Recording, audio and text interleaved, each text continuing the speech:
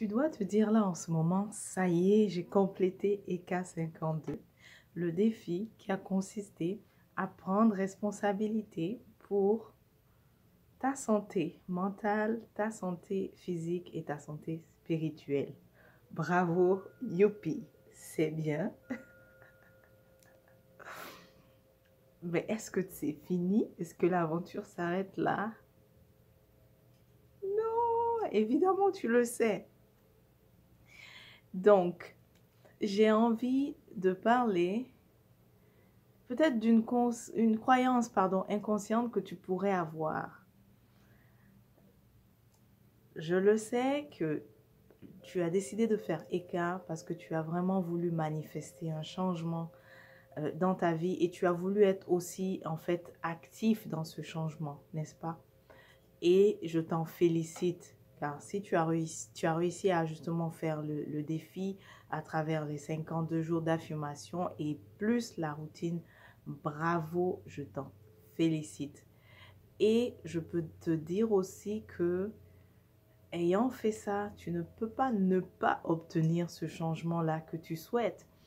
À moins que, comme je l'ai dit dans une précédente communication, que ce ne soit peut-être vraiment pas du tout aligné avec, que ça ne va pas vraiment garder l'ordre des choses, la balance des choses, c'est-à-dire l'harmonie des choses ensemble, à moins que, ok, à moins que ça désaligne complètement tout. Et voilà pourquoi tu n'aurais pas ce changement. Mais bref, je sais que pour la plupart d'entre nous, ce qu'on veut, ce changement que nous souhaitons est vraiment mahatique, c'est aligné. Ce n'est pas un souhait où on veut le bien de nous pour délaisser peut-être d'autres, ok? Donc, je sais que, comme je te dis, tu ne pourras pas ne pas avoir ce changement. Mais n'oublie pas qu'une fois que tu as fait ça, une fois que tu as fait des affirmations, à présent, il est temps de laisser le soleil apporter justement sa lumière, son énergie sur la terre que tu as fertilisée. Il est temps aussi de laisser la pluie vraiment venir nourrir la terre que tu as fertilisée. En faisant EK52, toi, tu as apporté les graines, tu as semé, n'est-ce pas? Tu as été une merveilleuse cultivateur, cultivatrice. Tu as déposé les graines. Maintenant, tu vas laisser le soleil alors nourrir la terre de sa lumière. Tu vas aussi laisser la pluie également nourrir la terre. Tu vas aussi laisser le vent faire sa part des choses, apporter la fraîcheur, la température qu'il faut. Le vent va venir aider à vraiment mieux, apporter la meilleure température possible afin que cela puisse vraiment pousser. Tu as fait tout ça, c'est merveilleux. Maintenant, il est possible qu'on se soit dit, surtout en ce qui concerne notre bien-être au niveau mental, il est possible qu'on se soit dit, donc si j'ai réussi à faire ça, alors j'ai réussi aussi à tuer la bête intérieure. Ce que je vais te dire, c'est que la bête intérieure, elle n'est pas morte, d'accord? Tu ne peux pas tuer la bête intérieure. Tu ne peux pas tuer la bête intérieure. D'abord, c'est quoi la bête intérieure?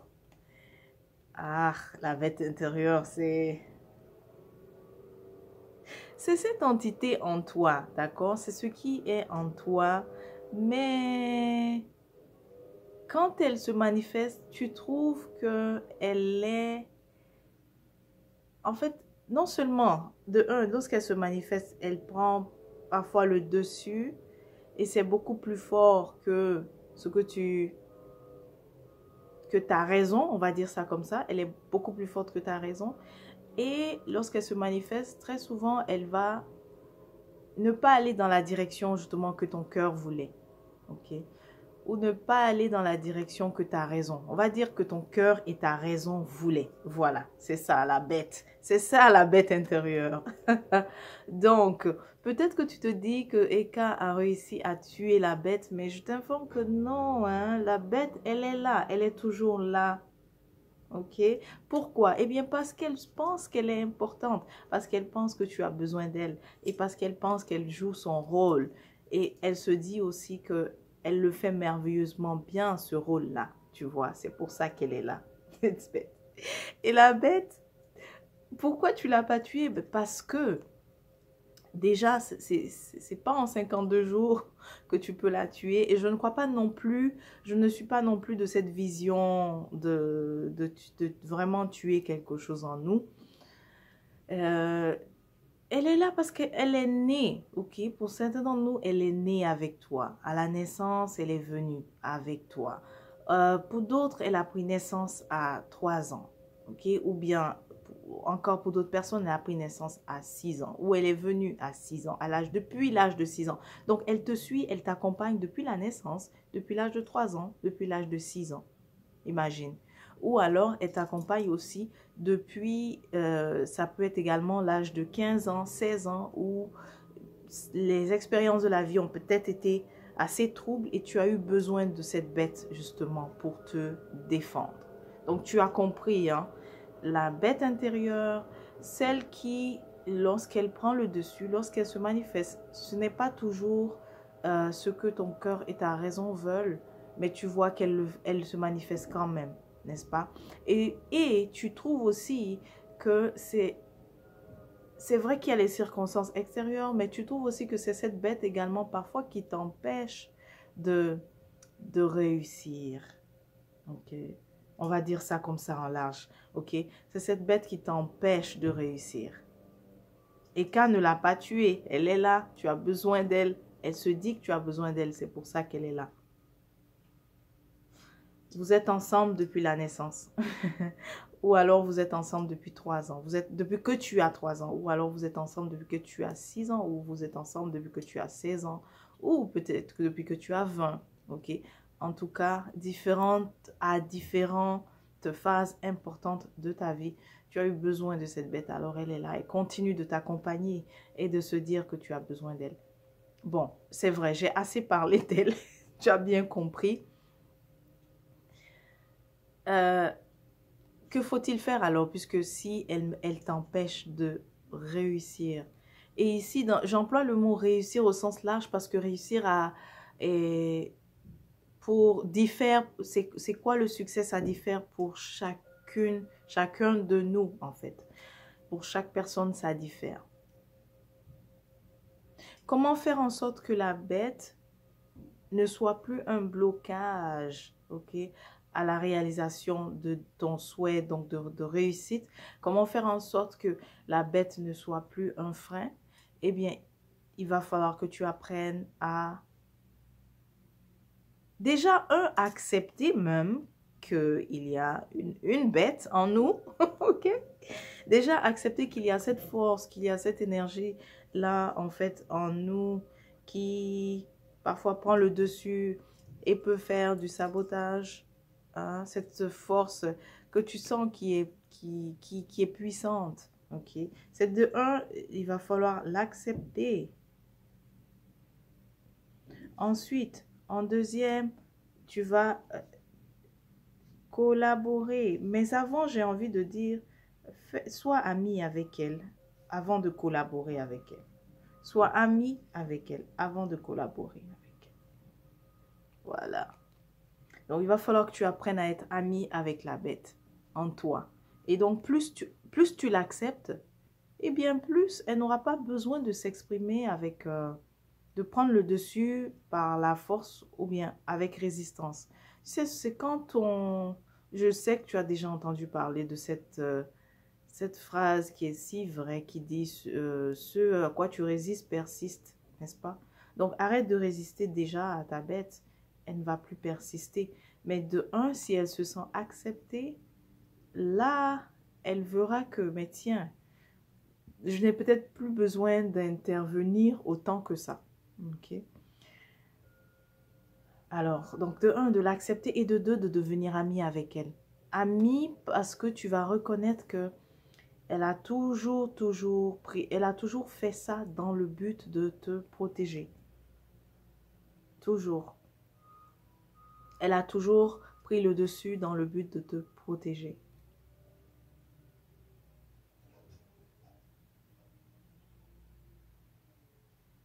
Ok? J'essaie de chercher un exemple, c'est pour ça que je prends une pause, que tu vois exactement. Pour que tu vois exactement quand la bête se manifeste, de quoi je parle. C'est drôle, j'ai l'impression que au même moment que je parle, vous entendez le bruit derrière. Je vais faire une pause pour ne pas perdre ma vidéo et les laisser finir avec le bruit et ensuite continuer. Ok, alors ça y est, j'espère qu'à présent, ils n'ont plus besoin de faire du bruit qui va me distraire. Je cherchais un exemple de à quel moment cette bête peut se manifester et puis quelle peut être la forme en fait qu'elle prend. Parce que la bête, la façon dont elle se manifeste, c'est différent pour chacun de nous. Ok. Alors, si je prends celle qui est habituée à faire ce qu'on appelle l'auto-sabotage, eh bien, celle-ci, elle a souvent la forme de une voix, en fait, une voix intérieure. Et évidemment, elle passe par ta propre voix, donc c'est toi-même que tu entends, qui te dit que, mais non, tu vas pas aller faire ça, tu vas te ridiculiser, tu n'es pas assez bien, tu n'es pas assez si. Donc, elle n'arrête pas, elle n'arrête pas. Et pourquoi elle n'arrête pas? Parce que tu viens d'oser vouloir sortir un peu de ta zone de confort. Tu viens d'oser avoir eu une idée, en fait, que tu veux réaliser et tu veux la présenter ou tu veux présenter quelque chose au monde de merveilleux. Mais là, la bête, tout de suite, tu l'entends qui dit, oh non, tu es sûr que ça, tu vas pas aller te faire ridiculiser, tu vas pas paraître bizarre, tu comprends? Voilà, donc voilà. Si tu vois de quoi je parle, eh bien, tu comprends ce que je veux dire par la bête intérieure. N'est-ce pas que quand tu entends cette voix qui te sabote, ça vient de l'intérieur, ok? N'est-ce pas que quand tu entends cette voix qui te critique comme ça vient de l'intérieur, hein? Pour d'autres personnes, il y a ceux qui n'ont pas, ceux par exemple qui n'ont pas peur, qui finalement passent à l'action, font des choses. Mais par la suite, ça j'appelle ça la bête du perfectionnisme. Par la suite, tu l'entends aussi qui dit oui, tu as fait ça, mais qui t'a dit que c'est ceci, oh, c'est pas, ouais, mais c'est pas encore, c'est pas bien, c'est pas parfait, c'est pas prêt, oh, c'était pas en ci, c'était pas en ça, c'était pas assez, voilà. C'est d'elle que je parle, cette bête intérieure. Elle n'est pas morte. C'est vrai, tu as fait les affirmations. Tu as affirmé que, que tu vas, que ton monde est merveilleux et que tout va bien. Mais elle est encore là. Il va falloir que tu apprennes à être ami avec elle et faire la paix avec elle. Ok? Déjà, reconnaître qu'elle est là. Pourquoi elle fait ça? Eh bien, c'est parce qu'elle veut te protéger. Et pourquoi elle veut te protéger? Eh bien, parce que euh, si on prend l'exemple de la personne qui fait l'auto-sabotage, eh bien, en réalité, la personne qui fait justement que sa bête, pardon, fait l'auto-sabotage, c'est parce que la bête de cette personne s'est dit que il est mieux pour elle que je la sabote versus qu'elle aille se faire donc saboter par le reste du monde, ok? Et si elle se fait saboter par le reste du monde, elle ne pourra pas se remettre de ça. Donc, voilà pourquoi je préfère la protéger en la sabotant. Ok, donc je la sabote. Je préfère donc me protéger. Donc, même chose aussi pour l'autocritique, la bête du perfectionnisme. J'ai tellement peur de la critique extérieure que je préfère que ma bête intérieure me critique. N'est-ce pas? Mais finalement, ma bête, elle fait ça, mais à la fin, ça n'aide pas la personne de toutes les manières. Ok? Ça n'aide pas.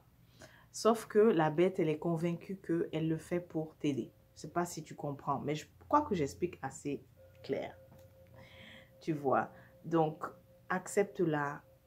Apprends à être ami avec elle. Ami dans le sens que tu reconnais pourquoi elle fait ça. Ah, je vois, je vois. Exemple, j'ai envie d'écrire un livre, mais la bête me dit toujours ceci, cela par rapport au projet d'écrire le livre. Eh bien, je vais reconnaître pourquoi elle est en train de me dire tout ça. Elle veut me protéger.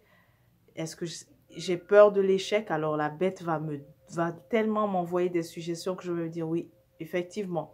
Si je lance le livre que c'est un échec, eh bien, la bête se dit que je ne pourrais pas me remettre de l'échec, n'est-ce pas? Que j'ai lancé le livre et ça n'a pas marché, tu vois. Donc, ami aussi, ça veut dire que tu vas apprendre également à la rassurer. À lui dire que, par exemple, dans l'exemple que je viens de donner, si j'ai peur de l'échec et que, à cause de la peur de l'échec, la bête m'envoie beaucoup de suggestions pour me dire non, c'est pas une bonne idée de lancer le livre parce que de toutes les façons, ça va pas marcher, t'es pas connu, tu vas vendre à 2 personnes ou tu vas même pas vendre, tu vas faire aucune vente, le livre ne va même pas se vendre, ça sera pas un succès. Well, je vais rassurer la bête aussi. Puisque je suis devenue amie avec elle, je pourrais la rassurer et lui dire, tu sais quoi? C'est vrai, je reconnais que j'ai peur de l'échec dans ce cas, mais je ne vais pas laisser la peur de l'échec m'empêcher de réaliser mon vœu. Alors, voici l'engagement que je vais faire, madame. Voici l'engagement que je prends avec toi, ma chère bête, madame. Je sais que tu me dis tout ceci pour me protéger. Je prends l'engagement avec toi. Je te fais la promesse que je vais lancer le livre. Et si jamais c'est un échec, je ne vais pas en mourir, ok? Et puis d'ailleurs, tu sais quoi? On va le faire pour vérifier même qu'il y aura échec. Ça, c'est merveilleux quand tu te parles comme ça, tu vois. Ça, c'est merveilleux. Donc, de me dire que lançons alors. Ah, ok, puisque j'ai peur que ce soit un échec, eh bien, faisons-le pour voir que ça sera peut-être ou pas un échec, n'est-ce pas? Parce que c'est quand je ferai l'expérience que je verrai vraiment, ok? Et si jamais il y a échec, je verrai aussi ce que je vais faire. Mais je peux déjà te rassurer que je ne vais pas mourir, d'accord? Merci de me protéger, mais je ne vais pas mourir, tu vois? Maintenant, l'autre chose aussi intéressante à faire avec la bête, puisque tu as appris, tu vas pouvoir identifier comment est-ce qu'elle se manifeste, parce que chacune de nos bêtes est différente, nous n'avons pas les mêmes peurs. Souvent, la bête, elle te parle pour toujours t'éviter en fait de vivre la peur que tu as, tu vois. Donc, voilà pourquoi, une fois que tu as réussi à identifier comment elle se manifeste, là, ça serait intéressant de formuler aussi des affirmations pour l'aider à ne plus t'empêcher, en fait, d'agir. D'accord? Donc, finalement, tu vas faire encore des affirmations, pas pour la tuer, la bête, mais tu vas faire des affirmations pour empêcher la bête de t'empêcher. Tu vois, en fait, pour l'empêcher, c'est ça, de t'empêcher d'agir. Donc, pour ne plus qu'elle soit un frein à ta réussite. D'accord? Donc, si je sais que ma bête a tendance à toujours faire l'auto-sabotage, tu vas formuler des affirmations par rapport à pour atténuer justement l'auto-sabotage, pour renverser un peu la tendance. OK? Ou alors, ce qu'on fait aussi, c'est on se dit que même si je m'entends me saboter, eh bien, je ne vais pas m'empêcher, je vais quand même aller vers mon besoin en fait.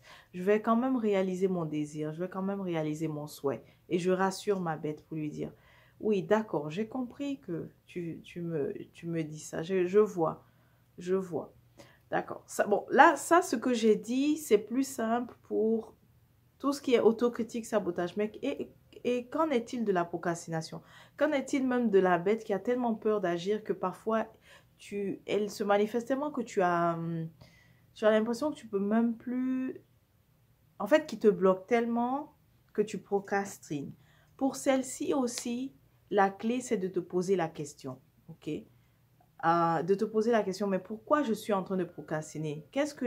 Parce que ce que je remets à demain, ça veut dire que c'est pas si cool de faire. Si c'était si intéressant à le faire, je le ferais. Pourquoi je remets à demain? Ok? Donc, quand c'est moins évident, quand tu arrives à moins voir en quoi la bête t'empêche, eh bien, t'empêche d'agir, et pose-toi toujours la question, toujours la question, pourquoi je n'arrive pas? Et là, tu sauras comment elle se manifeste. D'accord?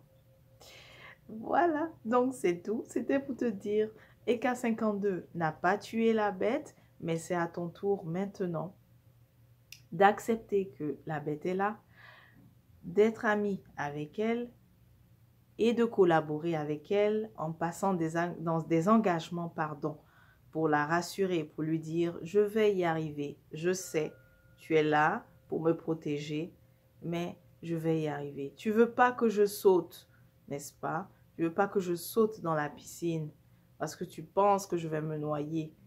Mais tu sais quoi? Je vais sauter et parce que j'ai appris à nager finalement. Et tu vas voir, on va le faire, on va voir que finalement, allons voir ensemble que je ne vais pas me noyer. D'accord? Allons voir ensemble. Donc, si tu as peur si tu as peur du changement, ça sera, et que cette bête souvent te veut que tu restes dans le confort, dans l'ancien, tu vas lui dire, ben, allons ensemble, allons voir alors le nouveau. Tu vas voir que je ne vais pas mourir là-bas, que je vais supporter, que ça va être tenable. Allons voir, allons faire l'expérience justement. Et je te promets que si c'est pas bien, ben, on va aussi s'ajuster. On va trouver des solutions. Ok? Voilà, donc c'était tout. J'espère que ça a été très utile. Porte-toi bien et à la prochaine.